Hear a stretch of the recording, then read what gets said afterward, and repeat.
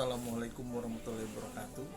Ketemu lagi dengan saya Edi Karijal dari Lembaga Konservasi 21. Kali ini saya mau ngomongin tentang banner-banner pilkada yang katanya justru merusak lingkungan. Sebenarnya banner pilkada itu memang selama ini semua kalau dikatakan merusak sih enggak. Cuma masalahnya adalah ketika banner-banner ini dipaku ke pohon, taruh di tiang listrik ataupun di kadang-kadang di posisi-posisi belokan yang mengganggu lalu lintas pandangan orang berkendara, ini justru mengganggu. Jadi kalau permasalahannya bukan karena pakunya yang di pohon, tetapi masalahnya adalah bagaimana banner itu melanggar dari sisi etika dan estetika. Karena apa? Ketika banner itu dipasang di mana-mana ketika pilkada, ini benar-benar mengganggu keindahan kota. Nah, sebenarnya ini harus diatur. Sebenarnya sudah antara KPU, pemerintah daerah, juga Bawaslu bisa menyusun sebuah aturan di mana banner ini hari berikutnya itu dikelola oleh desa atau kelurahan, atau kalau menurut saya di kota itu di rukun tetangga.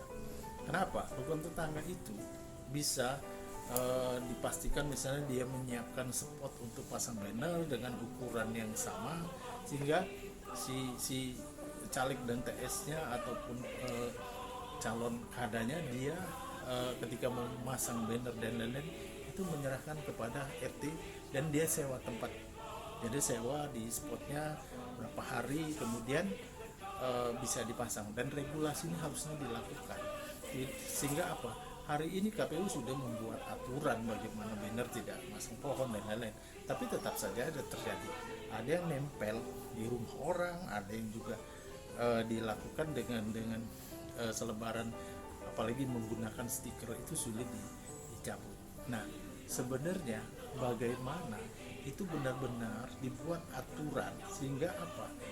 Ketika ini dikelola oleh langsung desa ataupun kelurahan atau lewat RT, sehingga RT menyiapkan spot tempat di mana calon-calon itu bisa menyewa spot masang banner dengan ukuran tertentu, sehingga apa? Mereka ketika dipasang dan bayar ketika pilkada selesai, Pol PP nggak perlu nyabut lagi, apalagi yang kalah gitu. Jadi tidak perlu dicabut lagi. Karena apa? RT akan mencabut sendiri. Dan ketika ada banner liar yang dipasang di luar RT itu tidak sesuai aturan, artinya tidak di dalam spot yang harus dipasang, kan masyarakat bisa mencabut itu karena sudah melanggar peraturan yang ada.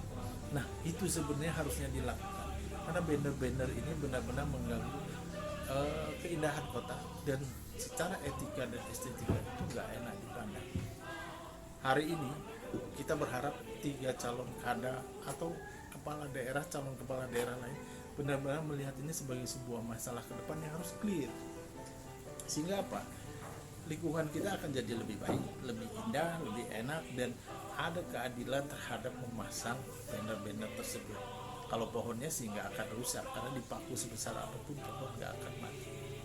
Itu sebenarnya bagaimana ke depan pemerintah kita benar-benar mengurusi ini, tidak lagi dari tahun ke tahun masalahnya itu saja. Karena apa? Peduli lingkungan bukan hanya kata manis mulut buaya.